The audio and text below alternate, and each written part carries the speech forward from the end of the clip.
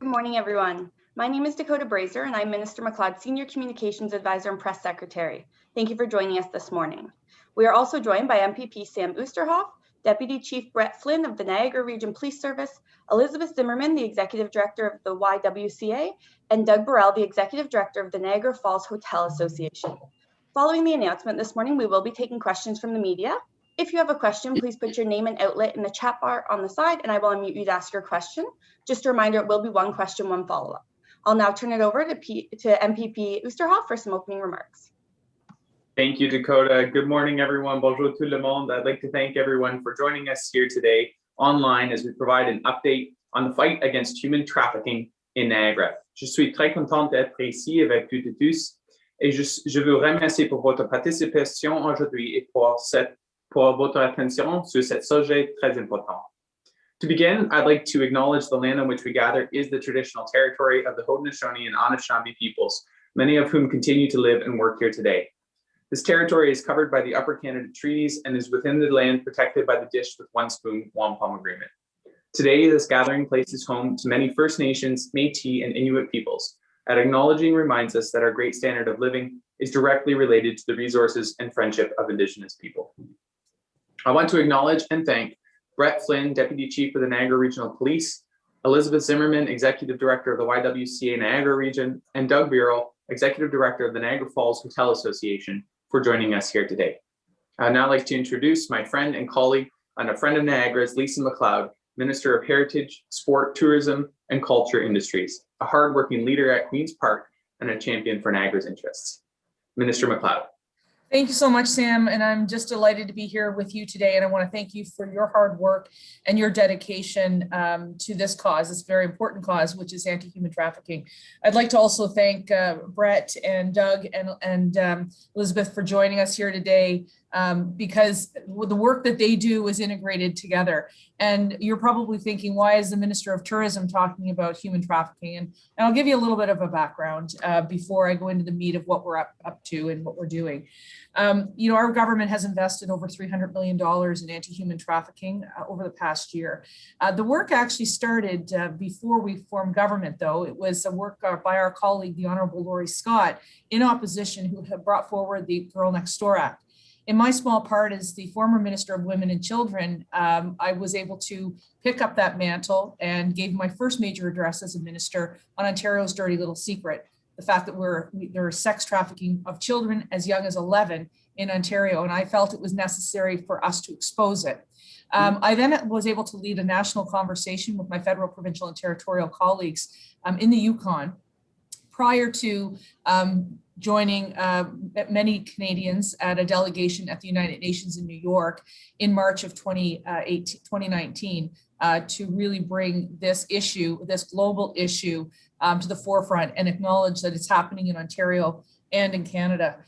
When I moved over as the minister responsible for tourism, it became abundantly clear that we had a role to play in this multi-ministerial approach across all of government, because in every single community and in every single hotel, motel, and resort in the province, sex trafficking is existing.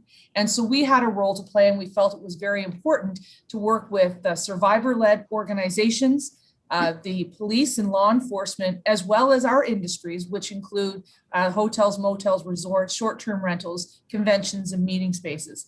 And so that's why today the proposed legislation that we are bringing forward, the Anti-Human Trafficking Strategy Act 2021, and the compendium from my ministry, the Accommodation Sector Registration of Guests Act 2021, as well as amendments to the Child and Youth and Family Services Act of 2017 and the Prevention and Remedies for Human Trafficking Act 2017, will be part of a major legislation push over the next couple of weeks for us to provide more support for victims and also provide greater abilities for our law enforcement to get the information that they need. The greater child protection through our Children's Aid Society is also important. So some of the measures that we're undertaking will be supporting a long-term provincial response to human trafficking and emphasizing that all Ontarians have a role to play in combating human trafficking. We will be strengthening the ability of Children's Aid Societies and law enforcement to protect exploited children. Again, I remind you that children as young as 11 in Ontario have been exploited into human trafficking.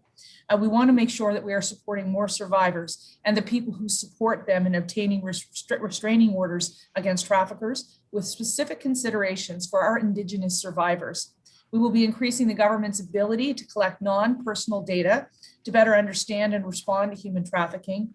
And we will be providing law enforcement with more tools to locate victims and charge traffickers. And we will be doing this by increasing penalties for traffickers who interfere with a child in the care of the Children's Aid Societies. We will clarify when and how police services can access information from hotel guest registries to help deter trafficking and identify and locate victims, while establishing regulation making authority to include other types of accommodation providers.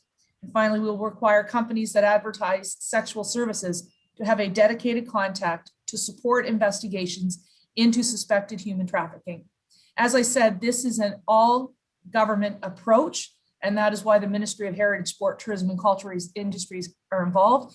It is also an all Ontario approach. Each one of us has an obligation to protect these young women and girls from sex trafficking. And that's why it's important that the people we have here today lead on victim services and law enforcement and our hotel and accommodation sector. And I want to thank them, each of them, for their strong and dedicated leadership to protecting young women and girls across Ontario. I'd now like to hand it over to our Deputy Chief, Bret Flynn, to say a few words. Thank you. Thank you. And thanks to Minister MacLeod and to Mr. Oosterhoff for the invitation to join with my colleagues today for the announcements. On behalf of Chief McCullough, it's an honor to represent the Niagara Regional Police Service and to join with our partner agencies in the Niagara region in the fight against human trafficking. On behalf of, I guess, policing in this context, one of the most important elements I can stress about today's announcement, and the minister already did, is the focus on collaboration across sectors. In law enforcement, I think we have a proven and even a growing history with respect to our commitment to ensure we're working with other police partners, provincially, nationally, and importantly within the Niagara context, in consideration of the fact of our shared borders with New York State internationally. But as important as that commitment to work outside of our traditional roles, we need to partner with agencies that are outside of the law enforcement community, providing community support to our survivors. Our goal as a community simply cannot be to detect the instances of human trafficking, to investigate and to hold the offenders accountable. It's vitally important that we work together to ensure that we're raising awareness across the province, and especially for those who are the most vulnerable and may become victims. And finally, that we're supporting survivors once they've been identified through programs like victim witness assistance and the appropriate community support. So once again, my thanks to everyone for the invitation today to join. And I believe I'm passing it over to Elizabeth Zimmerman with the YWCA. Thank you. Morning, and thank you to the Minister and MPP Oosterhoff for the opportunity to come and speak to this important legislation. It's become very clear that human trafficking has become a growing issue in our communities, and I'm pleased to see the provincial government taking steps to enhance the tools available to combat this devastating crime. In our work at the YWCA Niagara region, we have seen an increasing number of young women who have been victims of trafficking entering into our programs. In the drop-in programs that we run for girls in the schools, we have also seen an increase in the number of girls who have experienced luring. These are just some of the indicators that we have experienced as a service provider of this growing issue and the devastation that it wreaks on the community and people's lives. To successfully combat this growing crime, we need to increase our education for girls and their families, have the tools for service providers and law enforcement to support the young women and girls who have been victimized, and ensure that the perpetrators are brought to justice. It is all encouraging to see that part of this work as and the recognition that the role that hoteliers and convention centers can play in preventing these crimes from taking place. It is all of our work together across sectors, across government, that will help to combat this crime. We at the YWCA welcome legislative changes and investments that will support this work. Thank you. And I'll pass it now on to my colleague, Mr. Burrell. Thank you, Elizabeth. And thank you, MPP Oosterhoff, and thank you, Minister McLeod, to you and your government for your leadership in tackling this issue. So we know that traffickers, unfortunately, sometimes use hotels to apply their trade. So eliminating hotels as a venue for trafficking can have a major impact to help dismantle trafficking rings. The Niagara Falls, Canada Hotel Association is joining hotel associations right across the province to help bring an end to the suffering caused by human trafficking, sex trafficking. And we are stepping up our commitment on awareness and training programs. And we have a very good program in place for this that can arm all hotel employees at all levels to recognize the signs of trafficking and then to institute the appropriate responses. Now, this is a serious and ugly criminal activity, and we can play an important proactive role in the solution. And I want to applaud Minister McLeod, who's the Chief Energizing Officer of all things tourism in our province, for championing this important cause. Thank you. Dakota? Thank you very much, everyone. Just as a reminder, if you do have a question, if you could put your name and outlet in the chat function on the side, and I can unmute you to ask your question. And I must say, thank you very much, Doug, for the kind Chief Energizing Officer. I'm gonna have to get the business cards drawn up. New title. Give it a couple more seconds, and if there's no questions, we'll go back to the, all right. Minister, your first question comes from Alan at the St. Catherine Standard. Alan, I will unmute you, and you'll just have to accept on your end. Okay, should be good. Hi, Alan. thanks for this. I'm wondering if you could speak. I've heard Elizabeth speak about this as well, about Niagara really being it seems a hotbed for this type of crime in North America. I'm wondering if you could kind of enlighten us on if there's any indication of why that is. Is it because of our proximity to the border? Is it? So this is a borderless crime. It is one of the fastest growing international crimes. And when you look at a hub city like Niagara Falls or the city of Ottawa, it's happening in my city, or in Toronto or Windsor, and you're on a major corridor for travel, and you have an abundance of hotels, motels, resorts, or short-term accommodation rentals, it's easier for these young girls to be trafficked. And that's why this legislation is so important, because it's going to arm our hoteliers with more tools in order for them to, and they've already been doing a lot of this work. It will give them the ability to really get the signs of when someone is being trafficked, and really be able to help and work more closely, and they have been with law enforcement. And so it really is, again, a borderless crime. So you will see young girls being ferried across provincial, national borders, and you will see this activity. One of my closest friends when I was growing up has become a police officer in Durham, and she works on sex trafficking. And she told me when I was women's minister that this is happening in every single hotel in Ontario. And so we have to really step up. And that's why when you look around, when the tourism industry is working with police and victim services, I think we will have a much stronger ability to really correct a lot of this. But unfortunately, this is happening all over Ontario, and it is happening in our tourism cities. So this is why it's important for all of us to take a whole government approach. Maybe Elizabeth, you'd like to add a little bit more to that.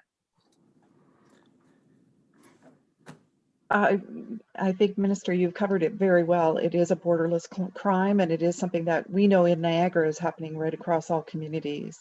I think with Niagara Falls being a hub around the tourism and hotels and things like that, it does highlight it more in that community, but it is something that we are seeing across the community.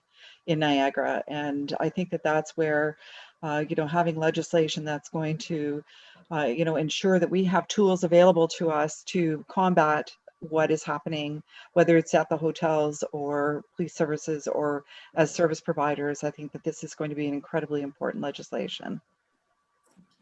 Thanks so much. Thank you. Alan, do you have a follow-up?